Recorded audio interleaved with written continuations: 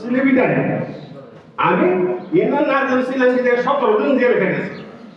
যারা শ্রম দিয়েছে, যারা আন্দোলন করেছে, তাদের বুঝতে পারবো না। আল্লাহ তাদের উত্তম পুরস্কার দান করুক। আমিন। রসুল যদি 3টি পাথর মানে এই দিন প্রতিষ্ঠার জন্য কাজ করতে পারে, আমি কি রসুলের সাহাবারা যদি পাথর বাঁধে, আমার কি বাঁধা দরকার?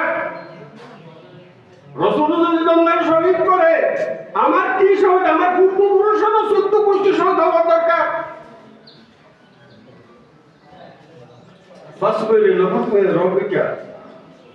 আর আল্লাহ আরেকটা নিষেধ দিয়েছেন সেখানে, ওয়ালা তুতিহু মিনহুম আকিমান আও কাফুরা। একই আয়াতে ওয়ালা তুতি, অনুগত অনুসরণ অনুকরণ করবে না, তাদের ম্যানিফেস্ট মানবে না, তাদের হুকুম মানবে না, তাদের নীতি মানবে না, তাদের চরিত্র মানবে না, তাদের ক্যান্সার সংস্কৃতি মানবে না। আকিমান গুনাহের, অপরাধের, আও কাফুরা অথবা আল্লাহর নাফরমানের, শিরিক হয়, আল্লাহর বিরুদ্ধে হয়ে যায়, আল্লাহর রাসূলের বিরুদ্ধে হয়ে যায়।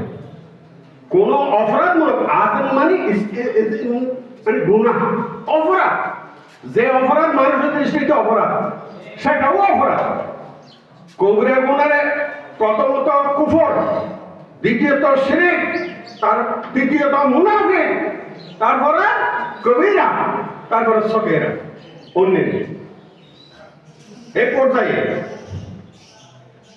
ওয়ালা তুতি মিনহুম আকিমান আও কাফুরা, আল্লাহর হুকুম লঙ্ঘন হয়, কুফরি হয়, এ ধরনের কোনো অনুগত চলবে না।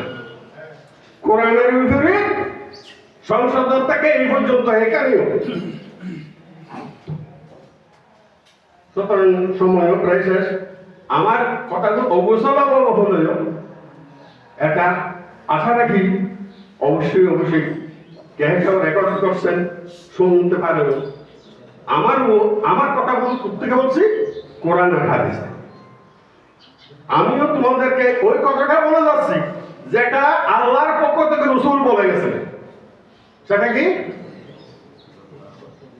তরক্তু ফীকুম আমরাইন। আমি তোমাদের জন্য দুটি জিনিস রেখে যাচ্ছি। মা লম তাদাল্লু মা তামাসসাকতুম বিহিমা, যদি এই দুটা তোমরা আঁকড়ে ধরো, তোমরা কখনো পথভ্রষ্ট হবে না, দুনিয়াতে হবে না, পরকালেও আমাদের নেজাত ওই মঞ্জুরি মকসুদে আল্লাহ রেজামন্দি পাওয়ার জন্য যথেষ্ট হয়ে যাবে। আলহামদুলিল্লাহ। সার্বক্ষণিক যে কমিটি পরিচালিত কোরআনের ভিত্তিতে রাসূলের তরিকায় করবেন, কমিটির পরিচালনা হবে, সিদ্ধান্ত হবে, সব কিছু এর ভিত্তিতে। আমি এই শেষ কথাটা বলে আমার কথা সংযুক্ত করার, আমি আরো কিছু বলতে চাই, কারণ 29 বছর লুকানো কথা রয়েছে। আর যাদেরকে দেখলে হাফন পরে দেখি ছাত্র মাথার চুলকা কিসের মতো, ওয়ালা তাসাব্বাহু ইয়াহুদ ওয়ান নাসারা, আল্লাহ রাসূলের নির্দেশ, আল্লাহর নির্দেশ। ইহুদি নাসারাদের আমি যদি আমার পোশাকে আমার শরীরে নিয়ে আসি, তাহলে আমি আল্লাহর কাছে, রাসূলের কাছে এই দিনের প্রতিষ্ঠা করে লাভটা কি? আমরা এই দিনের প্রতিষ্ঠিত হয়েছে রাসূলের বিরোধী ধর্ম নিরপেক্ষ জাতীয়তাবাদী কমিউনিস্ট এবং অন্যান্য মতাদর্শের মোকাবেলায় দিনকে বিজয় করে দিল। লিজে দেব আলাদা খুলি, সেটা আমার মধ্যে ইহুদি নাসারাদের চরিত্র, সোলহারা কিরকম, মুসারা কিরকম, দাড়ি কিরকম, চোষা কিরকম, হাফান করে আর বাহাদুরি করে, চুলোরও কিরকম।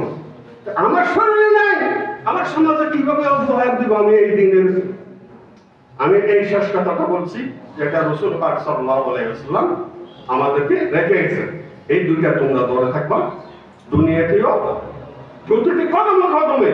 যদিও দুশ্মনী করে তোমাকে কতল করে, কিন্তু হাজার হাজার মানুষ তোমার জন্য দোয়া করে, মাগফিরাতের জন্য তোমার জন্য যথেষ্ট হয়ে যাবে।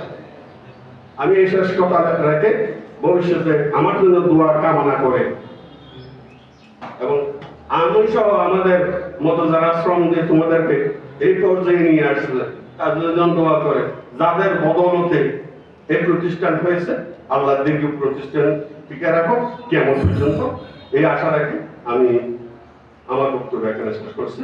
আমার তৌফিক বিল্লাহ বিল্লাহ। আসসালামু আলাইকুম ওয়া রাহমাতুল্লাহ। পুনর্বার ঈদ মুবারক, আহলান ওয়া সাহলান।